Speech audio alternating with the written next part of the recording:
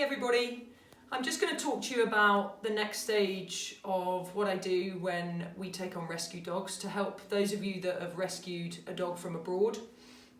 A lot of these dogs don't have a great digestive system because they've been living off the streets, they've been eating everything and anything. So the bacteria in their stomach is not strong, so quite often they suffer with tummy upsets when they come over here and when they start to get fed what we term as dog food. So a few handy tips on what I do to help hopefully prevent you having to do vet trips and spending lots of money. So Gina, as you all know, Gina came from Greece and she was very, very skinny, and it took her a long time to put on weight because she's quite an anxious dog. So I didn't pay any attention to what the advice was on the food that we use as to how much we should feed her.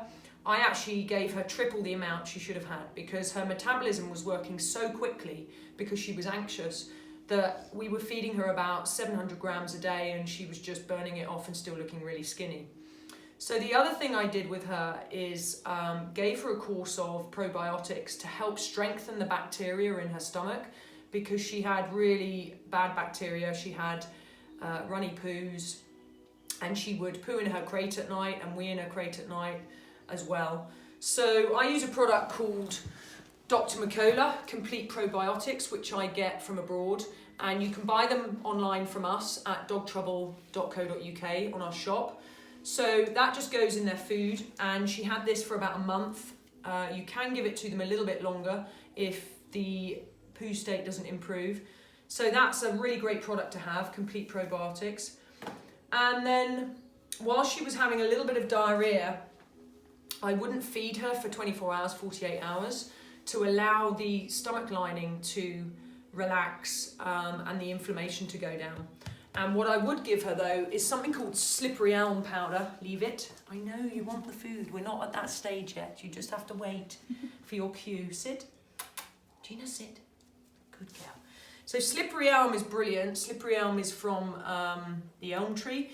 So basically it's powder, and you just get a tablespoon out, put it in a bowl, and mix it with a little bit of water to make it into a gel, into a paste. And you can present that to your dog in a bowl to see if they'll eat it. And if they won't, you can just pop it in a syringe and just syringe it into their mouth. But that will take the inflammation down in the stomach and allow the stomach just to heal as well. And the last product I use a lot of, because rescue dogs tend to have a really rubbish immune system because they've undergone a lot of stress, they've been exposed to a lot of rubbish food. So spirulina is basically seaweed, and I just put it in a bowl and add a little bit of water, and I just leave it in a bowl on the kitchen floor for them to self-select. So if they need their immune system boosting because they're a little bit under the weather, they'll just go and help themselves to it. You can't overdose them on it, but it is really, really messy. So you probably want to put it on the back patio or out in the garden so it doesn't go all over your house, because if they eat it, they'll have green chops all around here and then come and give you lots of cuddles, and then you'll be covered in green spirulina, which is lovely. So, talking about food, this is the bit. This is the best bit.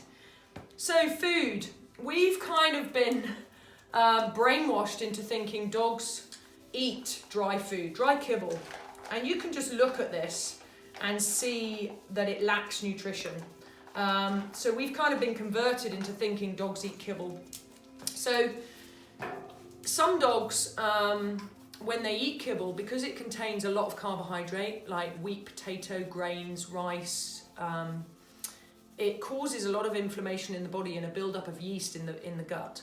And when you get yeast in the gut, you get inflammation in the body, which can cause skin problems, allergies, ear infections, upset tummy.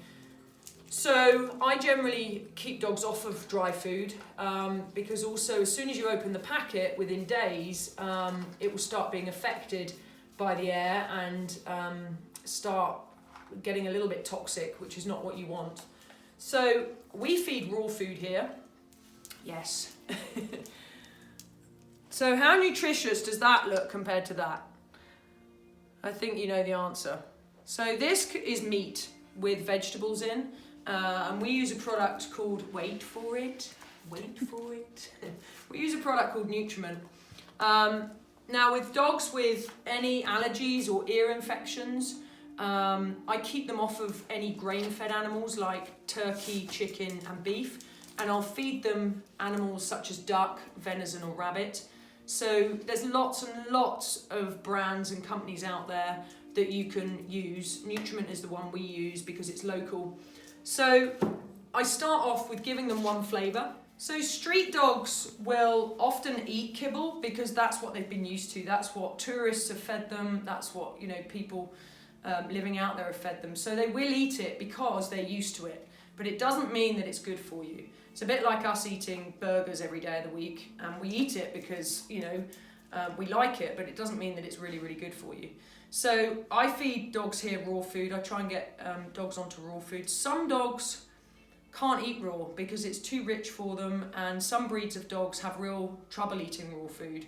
And if that's the case, you just get a really good quality dry food that hasn't got grain and wheat and rice in it. So we'll just see which one she wants.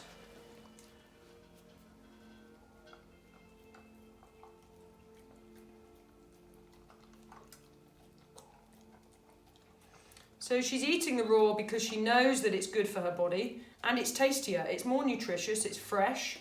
She's much more interested in that. But like you can see, she will eat the dry food as well because that's what she's been used to on the streets. But it doesn't necessarily mean that it's good for her. So I don't want her eating dry food. I want her eating the raw food. That was your bit. That was it. You're off screen now. So the next thing I do is I use herbs with the dogs. So I'll put certain herbs in bowls for dogs to self-select. And the one that Gina's selecting at the moment is that spirulina that we talked about. And spirulina is great for boosting the immune system. So as you can see, she had a little sniff at some of the other bowls and then she went in for the spirulina and selected them. And that's because her immune system is not great. So she's having a little bit of that. She's also having a little bit of devil's claw powder.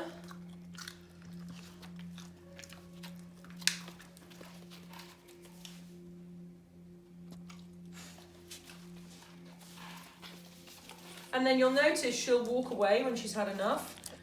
And it might be momentary, and then she might come back to it again. Gina.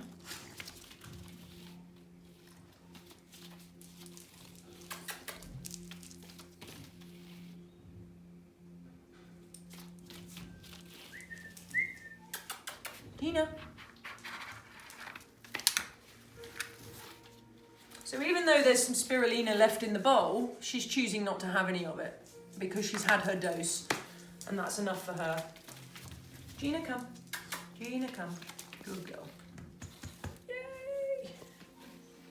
So I also use essential oils with dogs that I rescue because a lot of them have physical issues, a lot of them have emotional issues, and then that also affects their behaviour, obviously.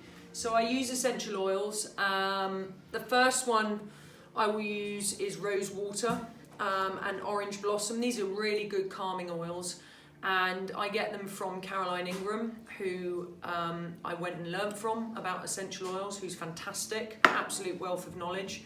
This is a great book, Help Your Dog Heal Itself, which she wrote, and as you can see, it's well used. It's like my Bible. So I'll often, when I have a dog in, I will often spray their crate with some rose water or orange water.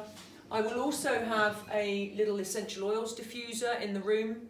Just put 1 or 2 drops of essential oil in the diffuser because it's really strong and dogs can, you know, smell a long way off, so they don't need a lot.